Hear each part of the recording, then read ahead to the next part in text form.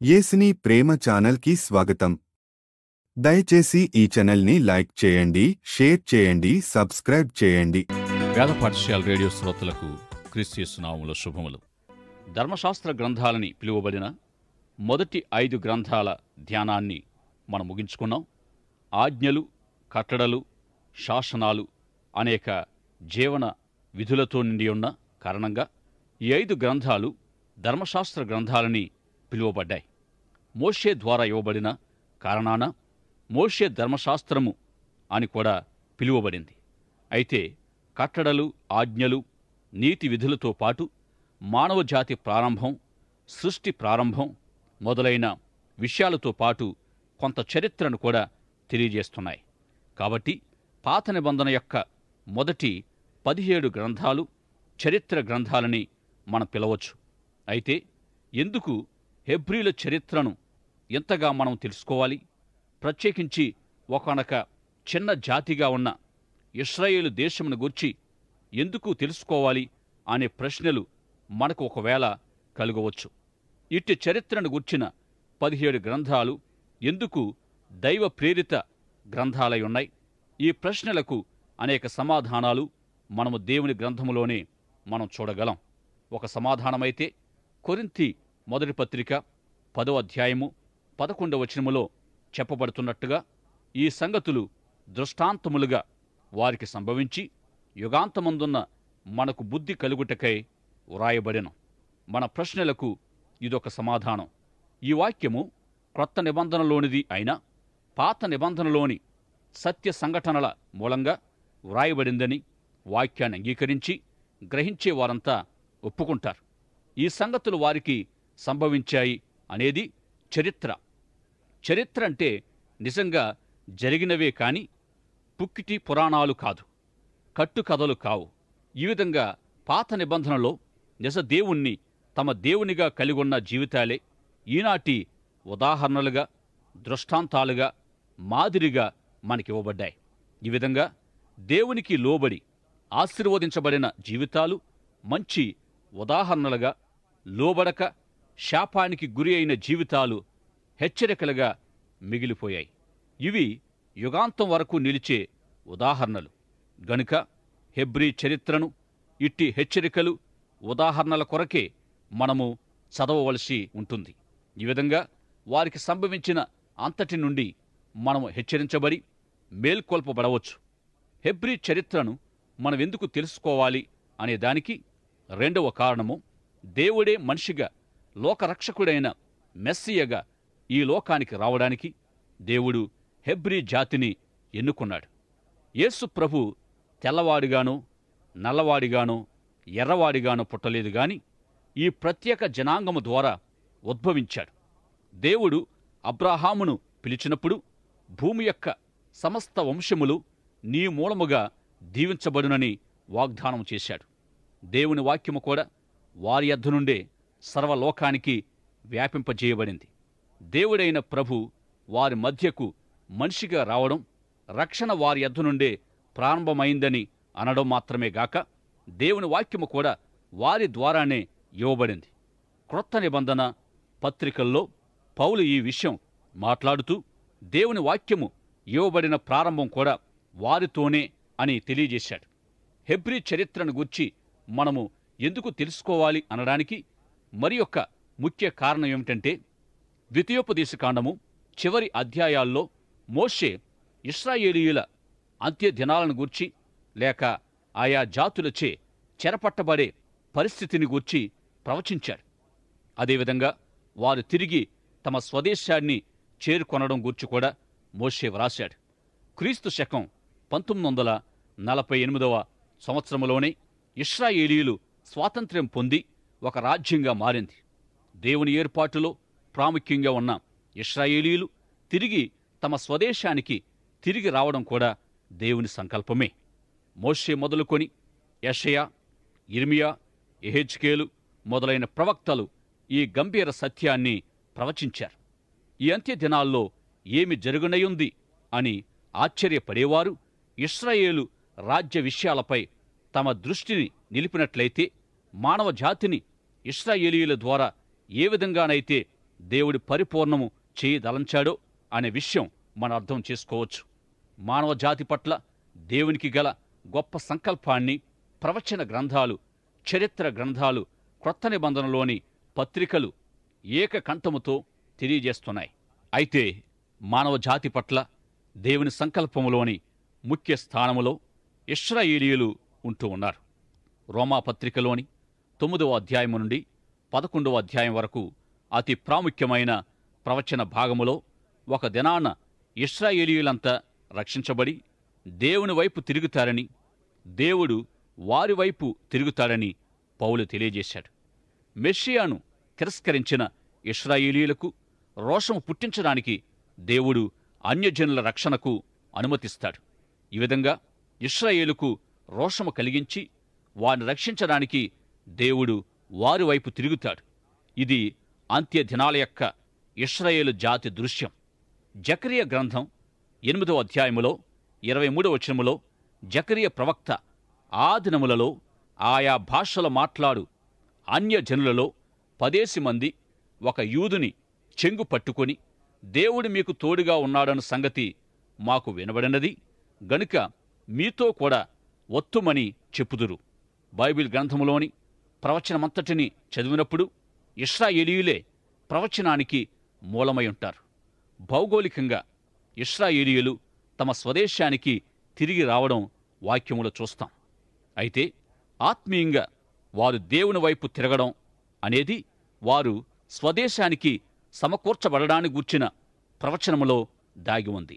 గమనించండి, హెబ్రీ చరిత్రను మనం ఎందుకు తెలుసుకోవాలో 6వ కారణము వారిని గూర్చి చెప్పబడిన ప్రవచనాలనేకము ఇప్పటి వరకు నెరవేరుతూ వచ్చాయి. మరింత ఆసక్తికరమైన నెరవేర్పు ఏమిటంటే, దేవుని ప్రజలైన వీరు ఎందరో తిరిగి జన్మిస్తూ యేసుక్రీస్తు నామములో, అంటే మెస్సియా సమాజ మందిరాలను నిర్మించుకొనడం జరుగుతూ ఉంది. ఈ విధంగా బైబిల్ ప్రవచన నెరవేర్పుతో దేవుడు మానవజాతి అంతటినీ సంపూర్ణం చేయబోతున్నాడు. గనుక మనము హెబ్రీ చరిత్రను తెలుసుకోవలసిన అవసరత ఉంది. దేవుడు ఇశ్రాయేలు రక్షణతోనే తన కార్యమంతటినీ సంపూర్ణము చేయనయ్యున్నాడు. అదే సమయంలో భూమిపై ఉన్న అన్యజనులందరిలో తన కార్యాన్ని సంపూర్తి చేస్తాడు. హెబ్రీ చరిత్రను తెలుసుకోవలసిన మరి ఒక కారణం ఏమిటంటే, ఒక వ్యక్తి గుర్తింపు పొందడానికి సహాయపడేది అతని చరిత్రయే. అతడు ఏమై ఉన్నాడు, ఎక్కడివాడు అనే విషయాల్ని తెలిపేది చరిత్రయే. మానవ కుటుంబాన్ని గూర్చి తెలుసుకోవాలంటే ఏమి చేస్తాం? మానవ కుటుంబం యొక్క పుట్టు పూర్వోత్తరాలు, సదరు చరిత్రను తెలుసుకోవడం ద్వారానే మానవ కుటుంబాన్ని గూర్చి పూర్తిగా తెలుసుకోగలం. దేవుని వాక్యం వద్దకు వచ్చి నీవు ఎవరికైతే చెంది ఉన్నావో అట్టి దేవుని ప్రజలను, వారిని గూర్చి తెలుసుకోవాలంటే వారెక్కడి వారు, వారెక్కడికి వెళ్లనై ఉన్నారు, వారి గురి ఏమిటి, వారి ధ్యేయము, వారి లక్ష్యం ఏమిటి, వారి విలువలు, వారి ఆశయాలు ఏమై ఉన్నాయి అనేది తెలుసుకోవాలంటే వారి చరిత్రను మనము తప్పక తెలుసుకోవాలి. ఇట్టి అమూల్యమైన కారణాలను బట్టి మనము హెబ్రీ చరిత్రను తెలుసుకోవలసి ఉంది. హెబ్రీ చరిత్రను తెలుసుకోవడానికి పాత నిబంధన గ్రంథాలన్నిటినీ అధ్యయనం చేయాలి. పరిశుద్ధాత్మ ప్రేరణతో లిఖించబడిన ఈ గ్రంథ ధ్యానాలు మన ఆత్మీయ మేలుకై ఎంతో అవసరం. ఇట్టి హెబ్రీ చరిత్ర దేవునితోనే ప్రారంభమైంది. ఈ గ్రంథాలన్నిటికీ ప్రారంభ గ్రంథంగా, ముఖ్య ఆధారంగా ఉంటున్న ఆదికాండము నుండి దేవుని ప్రజల చరిత్ర ఆరంభమైంది.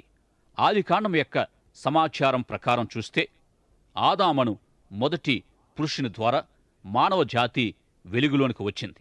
దేవుని ప్రజలైన హెబ్రీయులు అబ్రాహాము, ఇస్సాకు, యాకోబు అను ముగ్గురు పూర్వపితరులలో నుండి ఒక ప్రత్యేక జాతిగా ఏర్పడ్డారు. వీరి ప్రారంభాన్ని ఆదికాండమే తెలియజేస్తుంది. ఈ గ్రంథము చివరి భాగములో, అంటే ఇంచుమించు అనేక దేశాలకు కరవు ఏర్పడిన కాలములో వారు 12 కుటుంబాలుగా లేక 12 గోత్రాలుగా ఐగుప్తు దేశములో నివసించారు. మరి 400 సంవత్సరాలకు అనగా నిర్గమాకాండము ప్రారంభం నాటికి ఈ 12 కుటుంబాలు ఒక గొప్ప సమూహంగా, గొప్ప జాతిగా అభివృద్ధి చెందాయి. దేవుడు ఆ విధంగా వారి జాతిని అభివృద్ధి పరుస్తూ వారికొక నాయకుని అవసరతను కనుగొన్నాడు. ఆ విధంగా వారిని నడిపించే పనికి మోషే పిలువబడి వారిని నడిపించడానికి తగిన మాదిరిని సహాయకరంగా దేవుని యొద్ద నుండి పొందాడు. అతడు 40 దినాలు ఉపవాసముతో సీనాయి పర్వతంపై దేవునితో గడిపి ధర్మశాస్త్రం అనబడే గొప్ప మార్గదర్శకత్వాన్ని దేవుని నుండి పొందాడు. అతడి ప్రార్థనలు ఆలకించి దేవుడు వారికి అనుసరించదగిన మాదిరిని అనుగ్రహించాడు. వారైగుప్తు నుండి కనానుకు బయలుదేరినప్పుడు క్రమశిక్షణ లేని గుంపుగా ఉంటూ మోషే నాయకత్వ ప్రారంభంతో ధర్మశాస్త్ర చట్టాన్ని, గొప్ప పాలనా విధానాన్ని పొందారు. అయితే వారు తప్పుడు ప్రదేశములో, అంటే తమది కాని చోటు అనగా ఐగుప్తులో ఉన్నారు. అయితే దేవుడు వారికి ఐగుప్తును కాక కనాను దేశాన్ని ఏర్పాటు చేశాడు. వారు ఐగుప్తు దేశాన్ని నుండి విడుదల పొందవలసి ఉన్న సమయములో దేవుడు వారి నిమిత్తం మోషేను నాయకుడిగా పంపించి విడిపించిన విధానాన్ని నిర్గమాకాండ గ్రంథములో మనం చూస్తాం. వారు 40 సంవత్సరాలు అరణ్యములోనే తిరుగుతూ చివరికి వారు కనాను చేరలేకపోయిన చారిత్రాత్మక సంఘటనను సంఖ్యాకాండము మనకు తెలియజేస్తుంది. యావత్ జాతి యొక్క విచారకరమైన ముగింపును సంఖ్యాకాండము తెలియజేస్తుంది. బైబిల్ గ్రంథములోని భయంకరమైన అంశాల్లోనే సంఖ్యాకాండము భయంకరమైనదిగా ఉంది. సంఖ్యాకాండములోని భయంకర సత్యాన్ని జ్ఞాపకం చేస్తూ యెహోషువ గ్రంథము విధేయతను గూర్చి హెచ్చరిస్తుంది. యెహోషువ యొక్క విశ్వాస నాయకత్వములో వారు తమ తమ వాగ్దాన భూమిని స్వతంత్రించుకుంటారు. గతములో వారి అవిశ్వాసము, అవిధేయతను గూర్చి వారిని హెచ్చరిస్తూ యెహోషువ గ్రంథము అనేక గొప్ప సత్యాల్ని తెలియజేస్తుంది. మీరు పాత నిబంధన గ్రంథాలను అర్థం చేసుకోవాలని ఆశిస్తే మనము ధ్యానించుకోబోయే హెబ్రీయుల చరిత్రను గూర్చిన 7 సత్యాలను మీరు తప్పకుండా అర్థం చేసుకోవాలి. మీరు నిజముగా పాత నిబంధనలోని దైవాత్మక ఆశీర్వాదాలను పొందాలని ఆశిస్తే హెబ్రీయుల చరిత్రను గూర్చిన 7 సత్యాలను తప్పక నేర్చుకోవలసి ఉంది. హెబ్రీయుల చరిత్రను ఎందుకు తెలుసుకోవాలి అనే ప్రశ్న పాత నిబంధనలోని 12 చరిత్ర పుస్తకాలకు ఉపోద్ఘాతమయ్యుంది. ఇంతవరకు పాత నిబంధనలోని మొదటి 6 పుస్తకాల్లోని ఇశ్రాయేలీయుల చరిత్రను క్లుప్తంగా ధ్యానించుకున్నాం. ఈ చరిత్ర పుస్తకాల ధ్యాన భాగములో యెహోషువ గ్రంథం తర్వాత వచ్చేది న్యాయాధిపతుల గ్రంథం. ఈ న్యాయాధిపతుల గ్రంథం అనేది యెహోషువ మరియు సమూయేలు గ్రంథాల మధ్యలో ఉండి వాటితో చారిత్రక సంబంధాన్ని కలిగి ఉంది. 400 సంవత్సరాల సుదీర్ఘ చరిత్రను న్యాయాధిపతుల గ్రంథం తెలుపుతుంది. ఆదికాండము, నిర్గమాకాండము, మధ్యకాలము 400 సంవత్సరాలు అయిన రీతిగా న్యాయాధిపతుల గ్రంథకాలమంతా 400 సంవత్సరాలు. ఈ విధంగా హెబ్రీ చరిత్ర కాలము బహు సుదీర్ఘమైనది. న్యాయాధిపతులు పరిపాలించిన ఈ 400 సంవత్సరాల కాలములో ఇశ్రాయేలీయులు పలుసార్లు దేవునితో తమకు ఇవ్వబడిన స్థానము నుండి తొలగిపోవడం జరుగుతూ వచ్చింది. ద్వితీయోపదేశకాండము చివరలో మరియు యెహోషువ గ్రంథం చివరలో మోషే, యెహోషువాలు ఇట్టి పాపాన్ని గూర్చి వారిని హెచ్చరించి దేవుణ్ణి తమ జీవితాల్లో మొదటి స్థానముగా కలిగి ఉండాలనే ప్రాముఖ్యతను ప్రకటిస్తూ వచ్చారు. 400 సంవత్సరాల న్యాయాధిపతుల కాలములో వారు పలుమార్లు తప్పిపోతూ వచ్చినప్పుడు దేవుడు వారిపైకి శత్రువులను లేపగా శత్రువులు దేవుని ప్రజలను జయించి చెరపట్టడం జరిగింది. అట్టి ప్రత్యేక సమయాల్లో దేవుడు వారిని ఆత్మ సంబంధంగా ఉజ్జీవింపచేస్తూ వారిని విడిపించడానికి న్యాయాధిపతులను రక్షకులుగా ఏర్పాటు చేస్తూ వచ్చాడు. అయితే పరిశుద్ధాత్మచే నడిపించబడిన న్యాయాధిపతులు వారిని ఏలిన కాలమంతా దేశములో నెమ్మది, శాంతి, సమాధానాలు స్థాపించబడడం జరిగింది. తిరిగి న్యాయాధిపతి మరణించగానే మళ్లీ వారు దేవుని ఎదుట దోషులైరి అని అనేక మారులు ఈ గ్రంథములో పేర్కొనబడింది. న్యాయాధిపతుల కాలములో 3 గొప్ప యుద్ధాలు జరిగాయి. వాటిలో 3వది బహు తీవ్రమైనది. దీని విషయమై ఈ న్యాయాధిపతుల గ్రంథములో చారిత్రాత్మకంగా వర్ణించబడింది. ఇక రూతు గ్రంథం తర్వాత వచ్చే చరిత్ర పుస్తకం సమూయేలు మొదటి గ్రంథమయ్యుంది. ఈ గ్రంథములో నాయకత్వాన్ని గూర్చి వ్రాయబడింది. దేవుడే ఈ ఇశ్రాయేలు ప్రజలకు రాజుగా ఉండాలని ఆశించాడు. దేవుడే తన ప్రజలను నడిపించాలి అనేది దేవుని యొక్క నడిపింపుతో కూడిన తన చిత్తమై ఉంది. అయితే దేవుడు తన ప్రజలకు మధ్యవర్తిత్వం చేయగలిగిన ప్రవక్తగా మరియు యాజకునిలా ఉండే విధంగా మోషేను ఏర్పాటు చేసుకున్నాడు. ఈ విధంగా మోషే ప్రవక్తగా మరియు యాజకునిగా ఉండి దేవుని ఎదుట నాయకత్వ బాధ్యతలు నెరవేరుస్తూ వచ్చాడు. అయితే కాలక్రమేణా హెబ్రీ ప్రజలు దేవుడు ఏర్పాటు చేసిన ఇట్టి నాయకత్వ విధానాన్ని త్రోసిపుచ్చి ఇతర అన్యజనులు కలిగి ఉన్నట్టుగా తమకు కూడా ఒక రాజును నియమింపుమని ప్రవక్తగాను మరియు యాజకునిగాను ఉంటున్న సమూయేలును కోరుతూ వచ్చారు. అయితే తన ప్రజలను ప్రత్యేకంగా మానవమాత్రుడైన ఒక రాజు పరిపాలించాలనేది వారి కొరకు దేవుని ఉద్దేశం కాదు, గాని సర్వయుగాలకు రాజుగా ఆయనే వారిని పరిపాలించగోరాడు. అయితే దేవుని ఉద్దేశాన్ని, ఆయన సంకల్పాన్ని విశ్వసించిన ప్రవక్త అయిన సమూయేలు వారి కోరికను విని కలవరపడ్డాడు. అప్పటికే దేవుని ఉద్దేశం వారికి ఎంతో వివరంగా తెలియచేయబడింది. అయినప్పటికీ వారు తమను మానవుడైన ఒక రాజు పరిపాలించాలని కోరుకుంటూ ఉన్నారు. ఇదే విధంగా తమ పితరులు అరణ్యములో ఉన్నప్పుడు దేవుడు వారి ఆకలి దప్పులను, వారి అవసరతలను తీరుస్తూ ఉన్నప్పటికీ వారు విపరీతమైన మాంసాపేక్షను వెలబుచ్చినప్పుడు దేవుడు వారికి మాంసాన్ని ఎంతవరకు ఇచ్చాడంటే వారు తినగా అది వారి నాసికారంధ్రములో నుండి బయటికి వచ్చే వరకు ఇచ్చాడు. దేవుడి విధంగా ఎవరి కోరికలను కాదనడు, గాని ఆ కోరిక యొక్క ఫలితాన్ని, అది మేలైనా కీడైనా కోరుకున్నవారు అనుభవించక తప్పదు. అందుకే సమస్తమును పరీక్షించి మేలైన దానిని చేపట్టుడి అనే వాక్యము మనతో మాట్లాడుతుంది. దేవుని ప్రజలు రాజు కావాలని కోరినప్పుడు వారు తమ్మును ఏలకుండా నన్నే విసర్జించి ఉన్నారని, వారి కోరినట్టే వారికి రాజును ఏర్పాటు చేయుమని సమూయేలుతో దేవుడు చెప్పాడు. పాత నిబంధన గ్రంథములోని 6 పుస్తకాలు అనగా సమూయేలు మొదటి గ్రంథం, సమూయేలు రెండవ గ్రంథం, రాజులు మొదటి గ్రంథం, రాజులు రెండవ గ్రంథం, దినవృత్తాంతముల మొదటి గ్రంథం, దినవృత్తాంతముల రెండవ గ్రంథం హెబ్రీ ప్రజల యొక్క రాజులను గూర్చి, రాజ్యాలను గూర్చి వివరిస్తున్నాయి. మొదటి రాజైన సౌలు దేవునికి విధేయుడిగా జీవించనందున దేవుడు సౌలును తొలగించి తన హృదయానుసారుడైన మరియొకనుని కనుగొని తన ప్రజలపై రాజుగా నియమించనున్నట్లు ప్రవక్త అయిన సమూయేలుతో దేవుడు చెప్పాడు. ఆయన ఉద్దేశాలను, తన చిత్తమంతటినీ నెరవేర్చగలవానిగా దేవుడు దావీదును చూశాడు. రెండవ రాజైన దావీదును ఎన్నుకొని ఏర్పాటు చేయడములో దేవుడు ప్రవక్త అయిన సమూయేలును వాడుకున్నాడు. ఈ విధంగా రాజుల ఎంపికలో, పరిపాలన వ్యవహారాల్లో దేవుడు ప్రవక్తలను ప్రాముఖ్యంగా వాడుకున్నాడు. రాజులతో ప్రవక్తలు దేవుని పక్షంగా మాట్లాడుతూ వచ్చారు.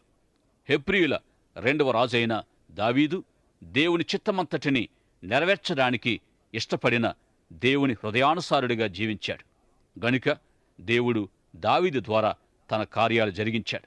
అయితే దావీదు తన జీవితంలోని ఒకానొక సందర్భములో శోధనకు లొంగి పాపం చేసినప్పుడు ప్రవక్త అయిన నాతాను ద్వారా దేవుడతను దర్శించి గద్దించాడు.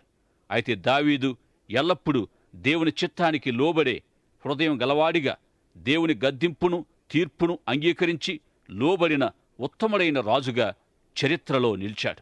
ఇక దావీదు తర్వాత అతని కుమారుడు రాజైన సొలొమోనును దేవునితో మంచి ప్రారంభాన్ని కలిగి ఉండి దేవుని నుండి ప్రార్థనలకు జవాబు పొందినవాడిగా ఉంటూ కాలక్రమేణా దేవుని నుండి వైదొలిగిపోవడం జరిగింది. ఫలితంగా భయంకరమైన దేవుని తీర్పుకు గురై ఐక్య ఇశ్రాయేలుగా అప్పటి వరకు పాలించబడిన రాజ్యము రెండుగా చీలిపోయింది. అయితే ఈ మార్పు దావీదు పాపానికి ప్రతిఫలంగా కలుగలేదు. ఎందుకంటే దావీదు తన పాపానికి పశ్చాత్తాపపడి క్షమాపణ పొందాడు. సొలొమోను 700 మంది భార్యలు, 300 మంది ఉపపత్నులను కలిగి ఉండి తన శరీరేచ్ఛ తద్వారానైన విగ్రహారాధన పాపాలకు ఫలితంగా ఇట్టి రాజ్యక్షీణత ప్రాప్తించింది. 10 గోత్రాలు ఉత్తర రాజ్యమైన ఇశ్రాయేలుగాను, రెండు చిన్న గోత్రాలైన బెన్యామీను, యోదా అనేవి దక్షిణ రాజ్యంగాను ఏర్పడ్డాయి. దక్షిణ రాజ్య ప్రజలు యూదులని పిలువబడ్డారు. ఈ రెండు రాజ్యాల ఆవిర్భావం తర్వాత తిరిగి రెండు రాజ్యాలు శత్రువులచే చెరపట్టబడ్డాయి. ఉత్తర రాజ్యమైన ఇశ్రాయేలు తామెన్నడూ ఎరుగని గొప్ప శత్రువైన అస్సూరు రాజ్య చెరలోనికి కొనుపోబడ్డారు. మరో ప్రక్క యోదా నెబుకద్నెజరు హయాములోని బబులోను చెరకు కొనుపోబడింది. అస్సూరు బానిసత్వం తర్వాత చెదరిన ఇశ్రాయేలుగా ఆయా చోట్ల చెదరిన స్థితిలో ఉండిపోయారు. వాగ్దాన దేశంగా అనేక జాతుల్ని వెళ్లగొట్టి దేవుడు వారికిచ్చిన దేశంలో నుండి వారు బయటకు కొనుపోబడ్డారు. ఇదంతా దేవుని నుండి తప్పిపోయిన పాపానికి ఫలితంగా వారికి జరిగింది. గనుక వారికి సంభవించిన ఈ సంగతులు యుగాంతమందున్న మనకు బుద్ధి కలగడానికి వ్రాయబడ్డాయి ఆయన లేఖన సాక్ష్యం సత్యమైనది.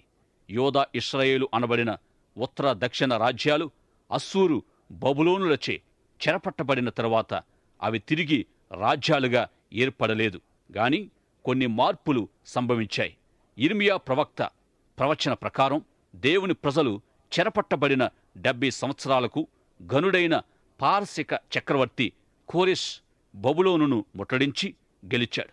అప్పుడు యూదులు తిరిగి పర్షియాకు తీసుకుపోబడ్డారు. అదే సమయంలో కోరెష్ చక్రవర్తి దేవునిచే కదిలించబడినవాడై దేవుని మందిరాన్ని నిర్మించడానికి వారు వెళ్లి తమ దేశములో నివసించడానికి దేవుని ప్రజలకు సెలవిచ్చాడు. ఈ సంఘటన హెబ్రీ చరిత్ర అంతటిలో అద్భుత ఘట్టం, అద్భుత సంఘటన. నెహెమ్యా, ఎజ్రా, హగ్గయి మొదలగు వారి నాయకత్వములో యూదులు తమ స్వదేశానికి ప్రయాణమయ్యారు. వారిలో అనేకులు అంతకాలంగా ఆయా చోట్ల స్థిరపడి జీవించిన కారణంగా వ్యాపారము, వృత్తులు మొదలైన వ్యవహారాల్లో నిమగ్నమై తమ దేశానికి వెళ్లడానికి అంగీకరించలేదు. అధిక శాతం ప్రజలు మాదీయ, పారసిక రాజ్యాల్లోనే ఉండిపోవడానికి నిశ్చయించుకున్నారు.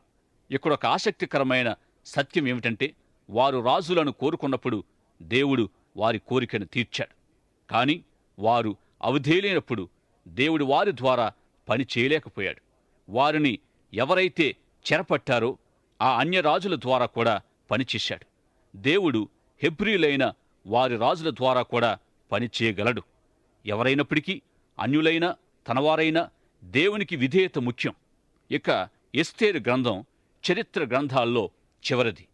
ధైర్యశాలి అయిన ఎస్తేరును కూడా దేవుడు తన కార్యాల్లో బహుగా వాడుకున్నాడు. తిరిగి తమ స్వదేశానికి వెళ్ళగొరక మాదీయ, పారసిక రాజ్యాల్లోనే నిలిచిపోయిన ప్రజల మధ్య ఎస్తేరు పరిచర్య జరిగించింది. హెబ్రీ చరిత్ర అనే అంశం ఎంతో కష్టతరమైనది గనుక హెబ్రీ చరిత్రను 7 సత్యాలుగా మనం నేర్చుకున్నాం. నీవు ఈ చరిత్రను మరియు ప్రవచన గ్రంథాలను అర్థవంతముగా చదవగోరినట్లయితే ఈ 7 సత్యాలను గూర్చి తెలుసుకోవలసిన అవసరం ఎంతైనా ఉంది. హెబ్రీ చరిత్రను గూర్చిన 7 సత్యాలు అవేమంటే: 1 రాజ్య పరిపాలన, 2 విభజించబడిన లేక చీలిన రాజ్యం, 3 అస్సూరుచే ఉత్తర రాజ్యమైన ఇశ్రాయేలు ముట్టడించబడుట, 4 ఉత్తర రాజ్యమైన ఇశ్రాయేలు విధ్వంసం, వినాశనం, 5 బబులోనుచే దక్షిణ లేక యోదా రాజ్య ముట్టడి, 6 పర్షియాచే బబులోను ముట్టడించబడుట, 7 బబులోను నుండి పర్షియాకు కొనుపోబడుట. హెబ్రీ చరిత్రను, ప్రవచన సారాన్ని అర్థం చేసుకోవాలంటే ఈ 7 అంశాలు మనకెంతో సహాయకరం కాగలవు. లేకుంటే ప్రవక్తలందరూ దేనిని గూర్చి ఏం మాట్లాడారు అనేది మనకేమాత్రం అర్థం కాదు. ఈ చరిత్రను శాస్త్రీయ దృక్పథముతో నేర్చుకోవడం కాదుగాని మొదటి ప్రయోజనం ఆత్మీయ మేలు నిమిత్తమే ధ్యానించాలి. ప్రియ సోదరుడా, సోదరి, ఈనాటి సందేశంలోని ముఖ్య సారాంశం: మనము దేవుని కట్టడలకు, ఆజ్ఞలకు లోబడినంత కాలము దేవుడు మన ద్వారా పనిచేయడానికి ఇష్టపడతాడు. మన ద్వారా గొప్ప కార్యాలు, అద్భుత కార్యాలు చేయడానికి ఆశిస్తాడు. అయితే ఎప్పుడైతే మనలో దేవుని పట్ల అవిధేయత, నిర్లక్ష్యం, అవిశ్వాసం, గర్వం ప్రవేశిస్తాయో దేవుడు వెంటనే మనలను ఓ ప్రక్కకు తొలగిస్తాడు. మరొకరిని తన సాధనంగా వాడుకుంటాడు, తన పనిని జరిగించుకుంటాడు అనేది ఈనాటి పాఠములోని ముఖ్యాంశం. దేవుని వాక్యాన్ని వింటున్న ప్రియ సోదరుడా, సోదరి, మరి నీ వ్యక్తిగత జీవితములో దేవుని ఎడల కలిగి ఉన్న విధేయతను, విశ్వాసమును పరీక్షించుకోమని ప్రేమతో మనవి చేస్తున్నాను. దైవాశీస్సులు. ఆమెన్. దయచేసి ఈ ఛానల్ని లైక్ చేయండి, షేర్ చేయండి, సబ్స్క్రైబ్ చేయండి.